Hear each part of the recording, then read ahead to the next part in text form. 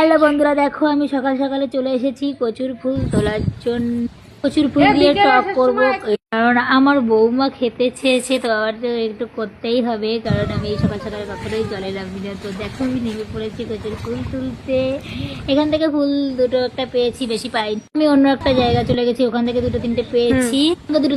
দুটো কচু তুলে নিয়েছি, ডাগা দিয়ে চিংড়ি মাছ দিয়ে হবে, গ্যাট কচু দিয়ে হবে তরকারি। কে কে খেয়েছো এই কচুর ফুল দিয়ে তেঁতুল দিয়ে টক আমাকে জানিও কমেন্টে, কারণ আমি কখনো খাইনি, প্রথমবার রেসিপিটা করছি, তো নিজের মতো করেই করবো, কারণ নকল করছি না, নিজের মতো করেই রান্নাটা করবো, দেখি কেমন হয় খেয়ে তোমাদেরকে বলছি। কিন্তু কচুর ফুল আমি ভয় পাই খুবই। ফুলটাকে প্রথমে কেটে ওর ভিতর থেকে ফুলটা বের করে তারপরে ছোট ছোট করে কেটে গরম জল দিয়ে সিদ্ধ করে ফেলে দিয়েছি।